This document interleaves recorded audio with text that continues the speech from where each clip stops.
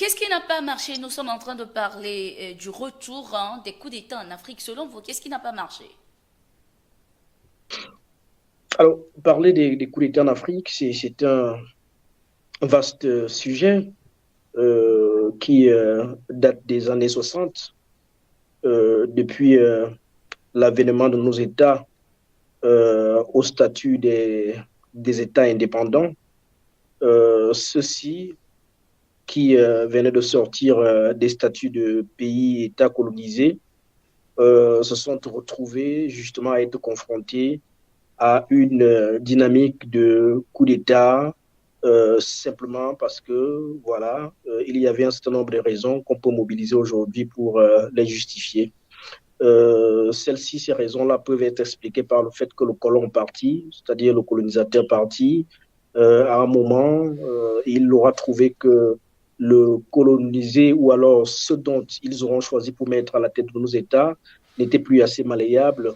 Et donc, il fallait donc revenir les bousculer de là pour les faire partir et les mécanismes pour faire partir ces, ces chefs d'État jugés autrefois dociles et qui, à un moment, présentaient des velléités indépendantistes, ont souvent été davantage des coups d'État. Vous avez souvent entendu dans les jurons de l'Afrique francophone du cas de Bob Denard, qui était un mercenaire très bien connu, a fait sa notoriété en Afrique francophone avec notamment des logiques mercenariales utilisées par la France pour justement faire partir au forceps un certain nombre d'hégémons centraux à la tête de nos États.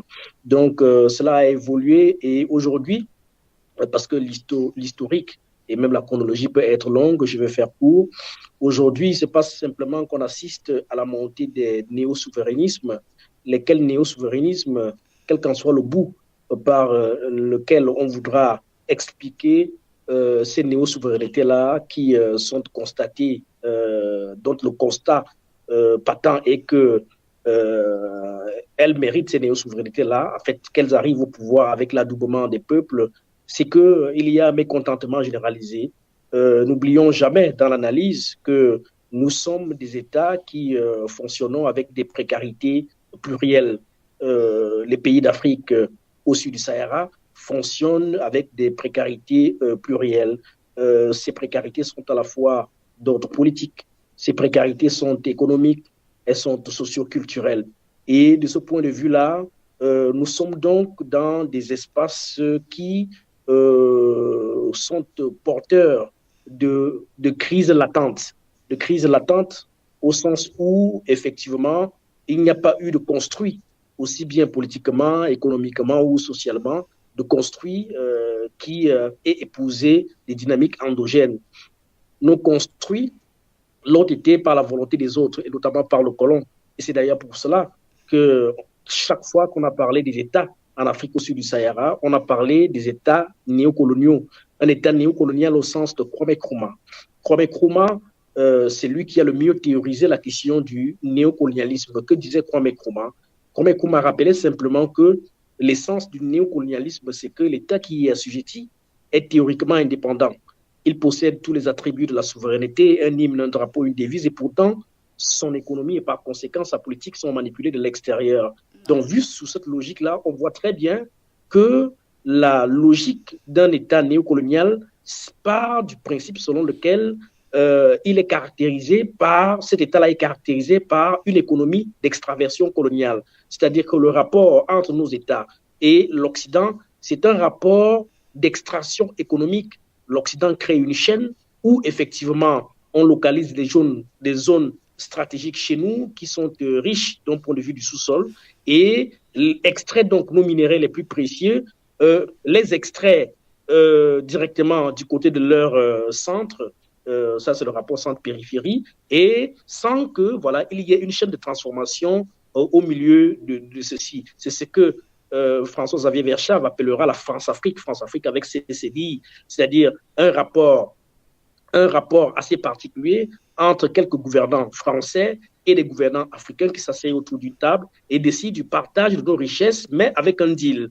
Le deal, c'est lequel pendant que la France rassure celui qui leur donne le sol et le sous-sol, que pourrait rester là ad vitam aeternam, mais à condition que vous nous donniez à des conditions très préférentielles, votre sous-sol, votre sol et d'autres marchés qui, en réalité, relèvent des légitimités africaines. Voilà le fond de cette France-Afrique-là. Il se passe donc que ces logiques, aujourd'hui, sont mises à nu, sont découvertes de plus en plus par un certain nombre d'éléments qui n'existaient pas toujours dans les années 60. Dans les années 60, 70, 80, il n'y avait pas Internet, il n'y avait pas les nouvelles technologies de l'information et de la communication. Il y a donc un certain nombre d'éléments aujourd'hui qui favorisent la circulation de l'information, qui favorisent aujourd'hui un certain nombre de dynamiques et qui, quand ces éléments arrivent au niveau des masses populaires, là, créent donc des espèces de frustrations. Lesquelles frustrations créent donc ces vents, cette espèce d'harmattan, c'est-à-dire ce vent d'ouest qu'on a vu justement à partir de l'Afrique de l'Ouest, Burkina Faso, Mali, hier encore le Niger, avant-hier encore la Guinée-Conakry et aujourd'hui le Gabon. Cela part du fait justement on a exhumé un certain nombre de points qui étaient des éléments, des leviers qui confortaient le néocolonialisme et qui semblaient être adoubés par nos dirigeants qui ne faisaient rien, peut-être pas peur, je n'en sais trop rien, mais une fois que ces leviers-là ont été exhumés, et parmi les leviers les plus puissants aujourd'hui, vous savez qu'il y a le franc CFA, il y a donc une sorte d'activité néo-panafricaniste, c'est-à-dire qu'aujourd'hui, on voit par exemple des figures néo-panafricanistes qui font de l'activisme néo-panafricaine et qui justement convoquent le panafricanisme pour mener un certain nombre d'activités. Certains parlent de cela comme étant du néo-panafricanisme réactionnaire, c'est-à-dire allant dans le sens de postuler pour une sorte de colonialisme, de nationalisme anticolonial. Et tout ceci a donc créé une espèce d'éveil de conscience au sein des masses africaines qui sont décidées à assumer leur légitimité. Assumer leur légitimité, quelles qu'en soient les formes. C'est-à-dire qu'aujourd'hui, on parle par exemple des démocraties néolibérale. En fait, la démocratie néolibérale héritée de l'Occident, aujourd'hui, est vomi. Elle est perçue davantage en Afrique aujourd'hui comme une arnaque. Elle est perçue aujourd'hui comme une grosse escroquerie où effectivement le leader, l'hégémon à la tête de l'État ne perd jamais une élection parce que disposant à la fois de l'appareil politico-idéologique, de l'appareil politico-répressif, de l'appareil politico-administratif, politico-institutionnel, il mobilise tout cela lors de l'élection pour confisquer les volontés populaires. Et la conséquence d'un bon nombre d'États, c'est qu'il y a souvent eu justement des fortes d'abstention parce que les peuples, ne voulant pas mobiliser quelque voie de force que ce soit, préfèrent se résigner en disant on le laisse faire jusqu'à ce que la nature en vienne à nous délivrer. Sauf que ces dernières années, on voit très bien qu'il y a d'autres dynamiques en cours qui impliquent cette fois l'armée, c'est-à-dire l'appareil répressif de l'État, qui à un moment était confiné à jouer les gardes prétoriennes, c'est-à-dire protéger les hégémons centraux, protéger le président de la République, protéger des figures pontifs. Mais de plus en plus, ces armées-là ont commencé à épouser les dynamiques populaires et c'est ce qui aboutit aujourd'hui à ce que j'ai appelé tantôt le néo-souverainisme. Donc, ce qui se passe au Gabon est un peu la continuité de ce que j'expliquais, à savoir qu'il y a une expression de mécontentement populaire général qui était latente. Maintenant, cette précarité latence-là, en termes de colère, a attendu simplement un moment pour s'exprimer. Maintenant, on peut discuter du bout par lequel cela s'est fait. Oui. Alors, est-ce que vous pensiez qu'au vu de tout ceci, tout ce que vous avez cité, est-ce que vous pensez que les coups d'État ou bien les coups de force sont la solution à ce problème? Non, ce n'est pas pour dire que les coups d'État sont la solution. Je suis en train de dire simplement que les coups d'État aujourd'hui, auxquels on assiste aujourd'hui, sont en réalité les expressions abouties des mécontentements populaires. C'est-à-dire que nous sommes dans des espaces, si vous prenez le cas du Gabon, et le Gabon est en Afrique centrale, et l'Afrique centrale est connue aujourd'hui dans l'écologie politique comme étant un espace où l'expression démocratique est verrouillée. Alors, de ce point de vue-là, il y a donc les populations qui ont tenté des voies alternatives de changement ont été souvent butées par voilà, des forces répressives au service d'un hégémon.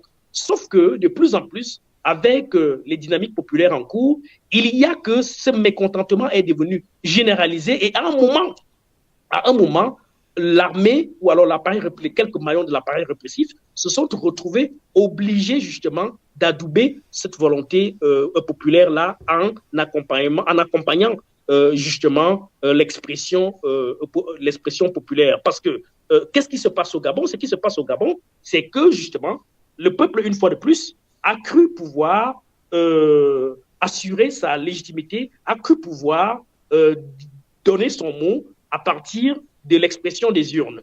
Ce peuple-là est allé massivement aux urnes. On parle de près de 850 000 électeurs qui sont allés selon les chiffres du centre centre gabonais d'élection, le CGE.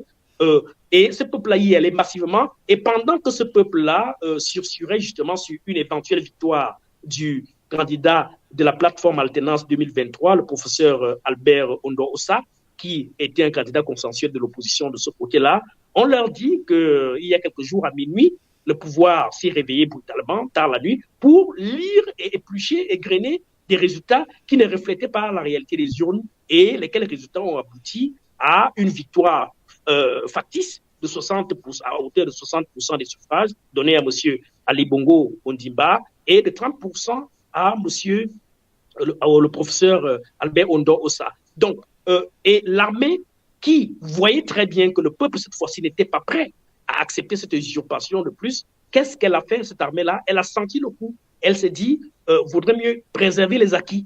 C'est vrai qu'on dira que, voilà, il y a un débat aujourd'hui, est-ce une révolution de palais, et ainsi de suite. Mais ce que je dis, c'est beaucoup plus quelque chose qui pose un débat de fond, à savoir que tout part justement d'une expression de colère d'un peuple maintenant qui a été exploité par l'armée pour justement canaliser leurs pulsions de manière à ce qu'il n'y ait pas de débordement. Voilà là où on en est, parce que, et en un mot, je sors par là, il n'y a que la crispation à un moment exige ou alors nécessite des formes d'aération politique. Le peuple gabonais avait besoin de quelques aérations politiques que ce soit. C'est un peuple qui était extrêmement crispé politiquement. Ceux qui ont voyagé au Gabon ces dernières années, qui y sont allés, chaque fois que vous parliez avec des Gabonais, tous vous disaient que c'est inadmissible qu'une famille confisque le pouvoir pendant près de 60 ans. Père Bongo, Omar Bongo Ndiba, en a fait 42 à la tête de l'État. Monsieur Ali Bongo y était depuis 2009, donc près de 14 ans.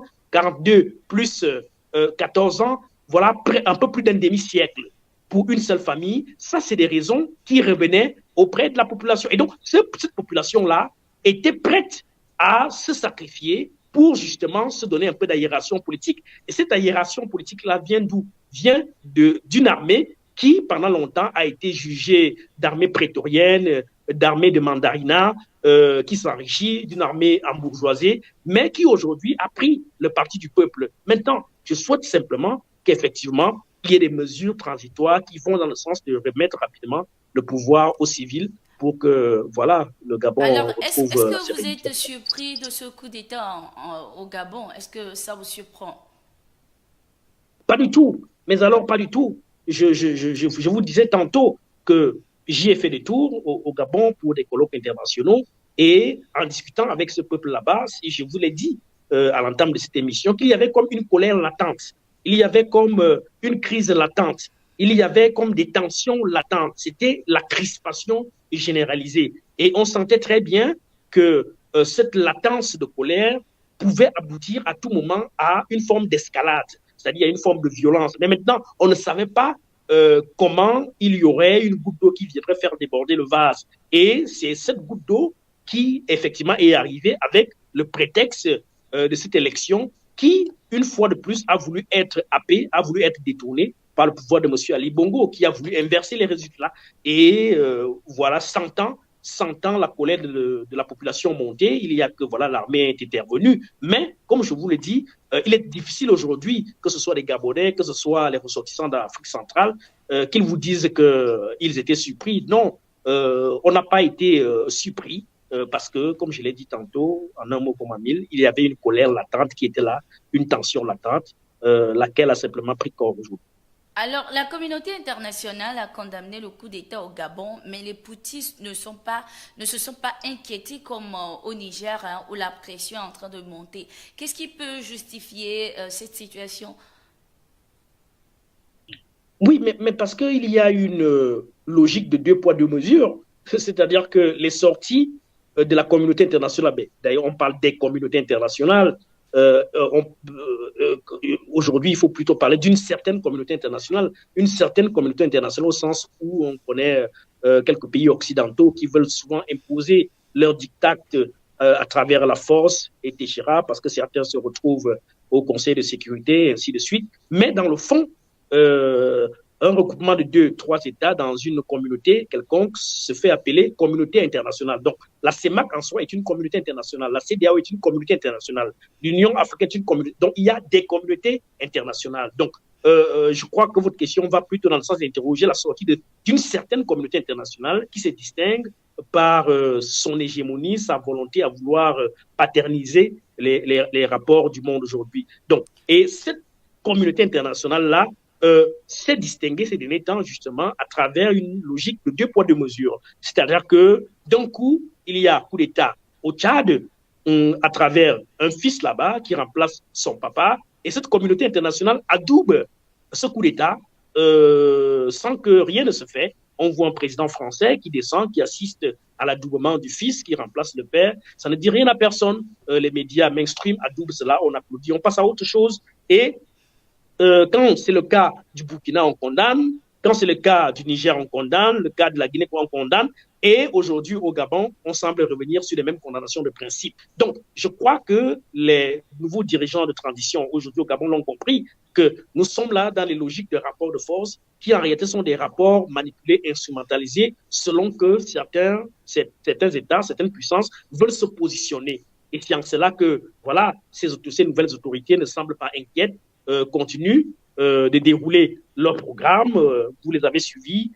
Ces autorités-là lisent des communiqués. Aujourd'hui encore, ce soir, elles ont décidé de rendre progressif la mise en place d'un certain nombre d'institutions qui avaient été suspendues. Et il y a quelques nominations qui ont commencé de ce côté-là. Et on voit très bien que ces autorités-là ne sont pas inquiètes outre mesure, Oui. parce que, comme je vous l'ai dit, elles savent très bien qu'au-delà du fait que cette communauté internationale n'a toujours pas les moyens de son propos, mais elle a contribué ces dernières années à se discréditer elle-même à travers son double positionnement qui interroge sur des critères d'objectivité qui peuvent être mobilisés pour qu'elle soit crédible.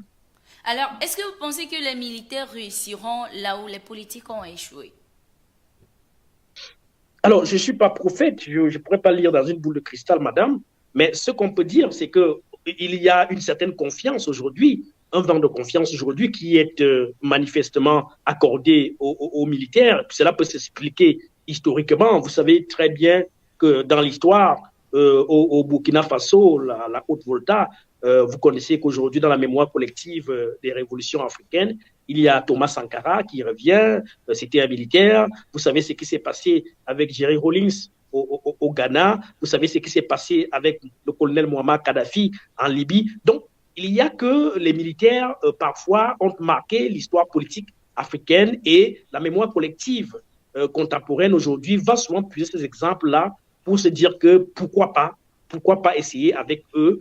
Il y a aussi à côté des exemples d'échecs patents où effectivement, comme en Guinée-Conakry, vous savez ce qui s'est passé là-bas avec Dadis Camara et les autres. Donc, il y a également ça. Mais il y a qu'aujourd'hui, il y a une volonté de changer, une volonté de modifier l'ordre établi à partir justement des personnes qui apportent de nouveaux paradigmes dans la façon de voir, de gérer le pouvoir. Et il est prêté aux militaires le fait que c'est généralement un corps socio-professionnel discipliné qui sait atteindre, sait se fixer des objectifs, sait veiller à l'atteinte de ces objectifs-là. Et donc, il y a donc un certain nombre de paramètres aujourd'hui qui postulent en faveur de cette armée qui arrive au pouvoir parce que elle est créditée souvent d'un certain nombre de faits qui sont empiriquement vérifiés. Et pour le cas du Gabon, nous espérons que la transition non seulement ne mettra pas long, mais qu'elle ira tranquillement dans le cadre de remettre le pouvoir aux civils, parce que ces Alors, civils-là attendent simplement. toujours dans le cadre du Gabon, hein, est-ce qu'on peut qualifier ce coup d'État au Gabon de révolutionnaire? Alors, pas du tout. Révolution, c'est un bien gros mot. Je ne crois pas qu'il y a eu chamboulement voilà, d'un système et autres. Vous savez qu'aujourd'hui, il y a un débat qui tourne autour du fait que, voilà, est-ce véritablement un coup d'État masqué en révolution de palais? Est-ce un coup d'État sous le contrôle d'une France qui voyait le Gabon lui échapper? Est-ce un coup d'État qui est véritablement adoubé par la volonté populaire? Bref, il y a ce débat-là qui est en cours, mais c'est la suite, effectivement, qui devrait nous renseigner, nous les analystes politiques, chercheurs, pour voir effectivement si ce coup d'État-là avait des fondements solides, si ce coup d'État, effectivement, avait été inspiré par une certaine volonté de travailler pour un peuple qui voulait et qui réclamait le changement. Alors, Monsieur Boutou, vous avez sans doute vu la vidéo de Ali Bongo où il s'exprimait en anglais pour demander de l'aide à ses amis et à la communauté internationale. Qu'est-ce que cette démarche d'Ali Bongo vous inspire? Pourquoi est-ce qu'il s'est exprimé en anglais? Où nous savons tout de même qu'il s'exprime d'habitude en français hein, à son peuple. Pourquoi est-ce qu'il s'est exprimé en anglais plutôt? Une vidéo extrêmement pathétique où on a vu le président Ali Bongo tout tremblant. Il est malade, c'est connu, mais là on l'a vu encore tout tremblant, balbutiant. Maintenant, le choix de s'exprimer en anglais, lui seul pourrait nous renseigner là-dessus. On sait que c'est quelqu'un de parfaitement bilingue. Il s'exprime aussi bien en français qu'en anglais, mais le Gabon n'est pas un pays bilingue. C'est le Cameroun à côté qui est un pays bilingue. Pourquoi a-t-il choisi de s'exprimer en anglais pour envoyer un message au monde? Je n'en sais pas trop. Est-ce parce qu'il voulait envoyer un message particulier aux Américains dont on sait que la France sous-traite la politique pour venir le délivrer de cette situation-là? Je n'en sais trop rien, mais cela peut étonner. Mais on sait quand même que dans sa trajectoire également, M. Ali a fait des études à Londres. C'est quelqu'un qui avait ses habitudes là-bas, donc c'est un parfait bilingue. Mais à proprement parler, on ne peut pas, pour quelqu'un qui appelle, qui demande, il a dit make noise, qui appelle son peuple à faire du bruit pour demander à ce qu'on chasse la junte, les militaires qui venaient de lui arracher son pouvoir, on serait minimalement attendu qu'il leur parle en la langue officielle qui est reconnue là-bas, savoir le français. Donc c'est un choix. C'est un choix de M. Ali. Lui seul sait dans quel sens, quelle direction il voulait donner à ce message-là. Est-ce que vous pensez que ses amis pourront lui venir en aide, comme il l'a demandé dans cette vidéo? Je crois que le coup d'État est consommé. Je crois que si quelque chose devrait être fait, cela aurait dû être fait avant-hier. C'est-à-dire qu'au petit matin, voilà, il y aurait dû avoir peut-être une intervention d'une force de la CEMAC, de l'Union africaine ou alors française, je n'en sais trop rien. Bref, il y aurait eu quelque chose qui devrait empêcher l'armée de faire plus de 24 heures au pouvoir. On l'a vu, hein, le Gabon, c'était pas la première fois. Vous savez, en 2009, il y a eu un jeune lieutenant là-bas, le lieutenant Ondokeli, qui avait tenté quelque chose d'une initiative pareille, mais voilà, sa tentative n'a pas fait 2 heures de temps. Il a été arrêté. Je crois que jusqu'à là où nous parlons, il est toujours détenu dans une prison à Libreville. Donc, comme pour dire qu'aujourd'hui, nous en sommes à à plus de 24 heures et on voit très bien que la junte militaire a commencé à dérouler un programme, un programme progressif. Ils ont réouvert les frontières, ils ont autorisé des vols domestiques, quelques institutions recommencent à fonctionner, il y a des arrestations. Bref, on voit très bien que chez les militaires, chez les nouveaux maîtres du Gabon, ils ont pris l'ampleur de toute la situation et voilà, ils sont résolument au travail et ils savent très bien que ces déclarations et condamnations de principe vont s'estomper et mourir de la belle mort. Et la suite sera que, voilà, au final, on ira vers une transition qui mettra quelque temps, le temps justement d'organiser de nouvelles élections pour que les civils reviennent au pouvoir. Alors, une dernière question avant de vous laisser ce soir, Monsieur Iboutou. Comment est-ce que nous pouvons venir à bout de ces coups d'État en Afrique? Est-ce que nous pouvons lutter contre ces coups d'État? Oui, oui, il y a bien une posologie qu'on peut recommander pour sortir Laquelle? des coups d'État ou alors de la récurrence des coups d'État que l'on vit aujourd'hui. Il y a la bonne gouvernance.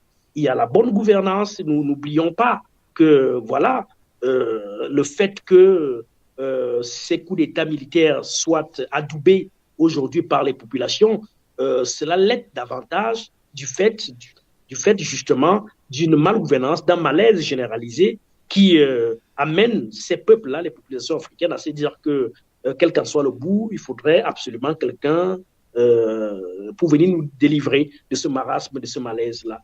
Et donc, on voit très bien que si, effectivement, il y a minimalement une bonne gouvernance à la tête de nos États, s'il y a minimalement une clarté dans la gestion de la chose publique, s'il y a minimalement une reddition des comptes où le dirigeant sait qu'il est là pour servir et qu'il a obligation de rendre compte, s'il y a minimalement un respect des textes consentis de la Constitution, je ne crois pas que on connaîtrait cette récurrence de coups d'État comme on l'a vu depuis quelques mois aujourd'hui.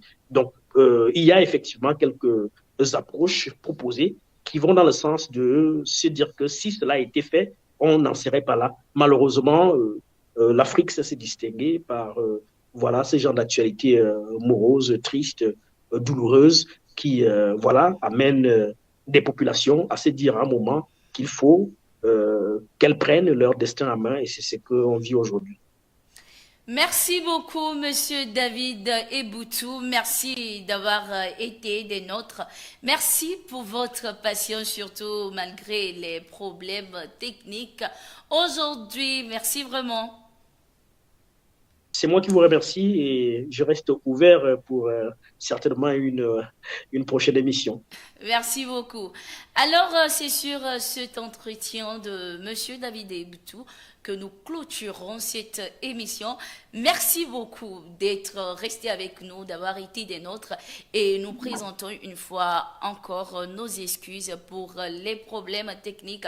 Aujourd'hui, nous avons discuté, nous avons échangé sur le retour des coups d'État en Afrique, qu'est-ce qui n'a pas marché et tout au long, nos intervenants ont donné leur point de vue sur cette situation. Vous pourrez le faire également en laissant juste un commentaire que nous lirons dans nos prochains numéros de cette émission. Merci beaucoup d'avoir été des nôtres une fois de plus et on se donne rendez-vous à la prochaine.